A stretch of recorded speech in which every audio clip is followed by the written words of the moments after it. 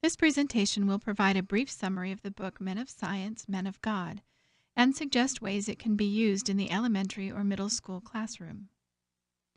To combat the widespread but incorrect opinion that there is no place in the scientific mind for intangibles like faith in a supernatural creator or a divinely inspired book, and the opinion that no scientist can be a creationist, Dr. Henry Morris studied the religious beliefs of many of the world's greatest scientists and wrote this book to share his findings. In contrast with these opinions, Dr. Morris believes there's absolutely no reason why a scientist should not also be a man of religious faith, and demonstrates in this book that many scientists of the past and present have been and are Bible-believing Christians. The book's introduction describes it as an exploratory survey and hopes it will inspire others to investigate the religious belief of scientists more thoroughly. The book includes 101 brief biographies that describe each scientist's professional contributions and Christian testimony. Each scientist included in this book was a scientist of real achievement and significance in the development of science, was a professing Christian who believed in the divine authority of the Bible, and believed that the universe, life, and man were directly and specially created by the transcendent God of the Bible. Although the author might disagree with some of their interpretations of the Bible, he emphasizes the fact that these scientists believed in the divine authority of the Bible. No attempt is made to evaluate their personal conduct as professing Christians. A few were included who were not Christians, but were great scientists who were leaders in the scientific fight against evolution.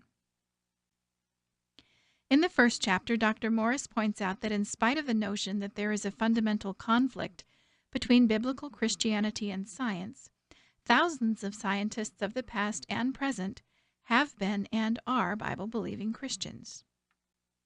He also points out that modern science had its origins in a culture at least nominally committed to a belief in the Bible, and at a time in history marked by a great return to biblical faith. Many early scientists believed that the development of science and technology was specifically commissioned by God in his mandate to Adam and Eve. Kepler and others have maintained that studying the world and its processes is merely thinking God's thoughts after him. Dr. Morris states that it is perfectly possible to put the claims of Christ and the Bible to empirical test.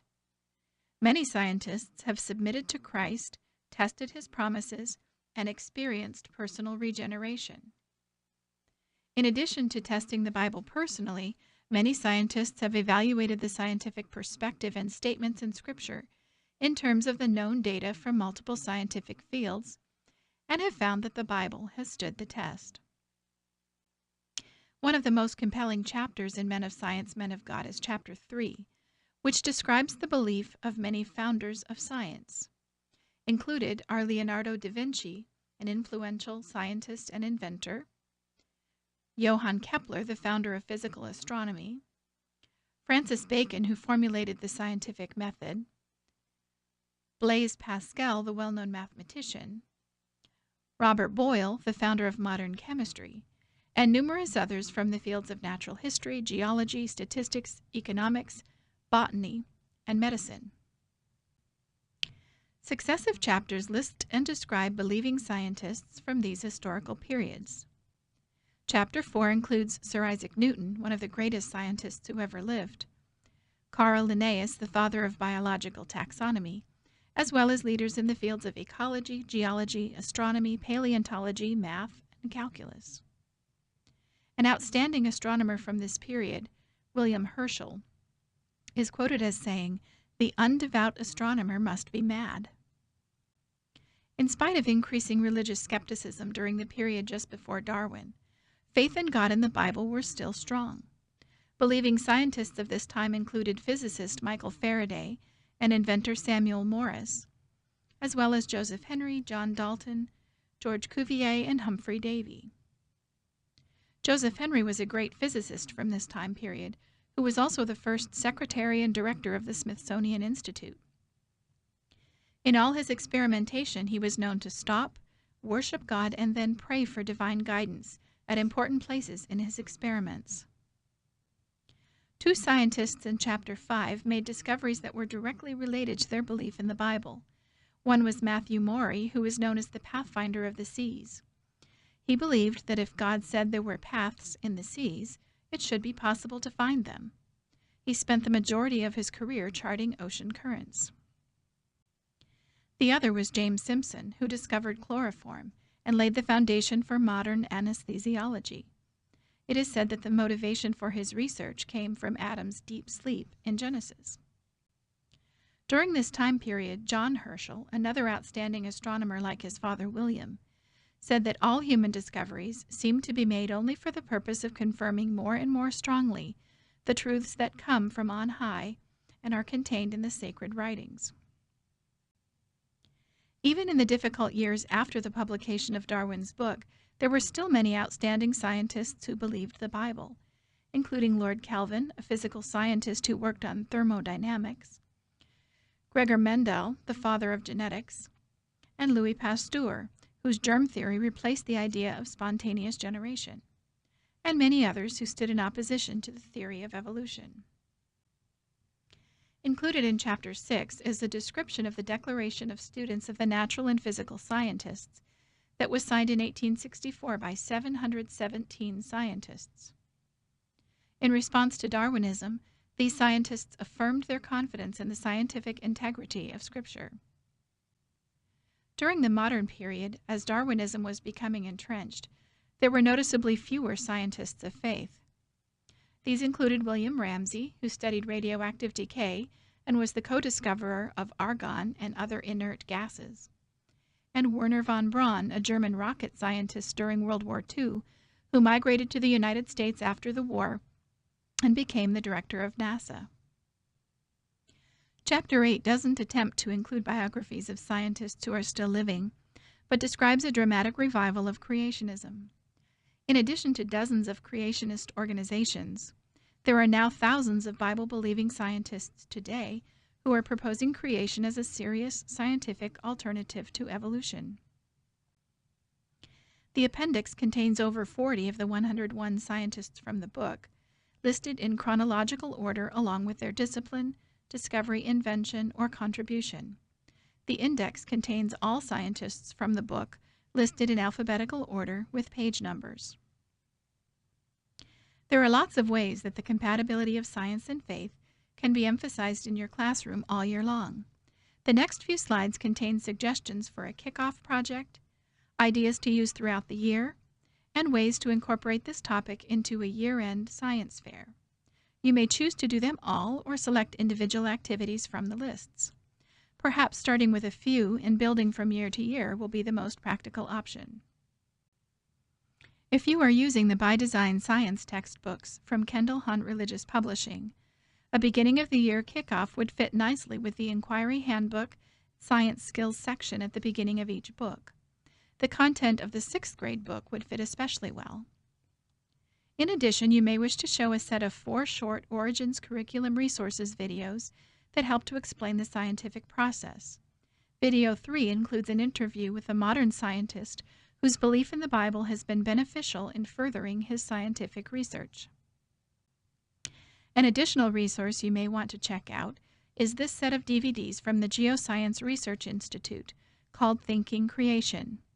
The first DVD in this series is called The Christian Roots of Science and provides much more information on the idea that modern science began and flourished in a Christian environment.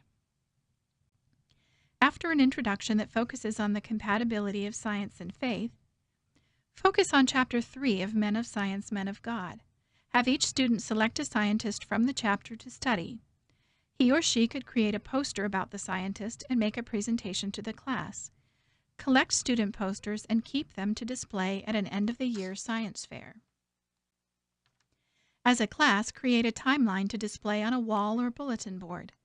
Add additional scientists to the timeline throughout the year. Include pictures, lifespans, and descriptions or illustrations of their scientific achievements. Save the timeline to display at an end-of-the-year science fair as well. Include believing scientists from outside the book as well. In addition to the scientists that are featured throughout the By Design textbooks, the book In 6 Days contains 50 PhD scientists who believe in creation that could be included. From the remaining chapters of the book, read about one scientist per day, perhaps after lunch or at the beginning of science class, or invest in multiple copies for students to read independently.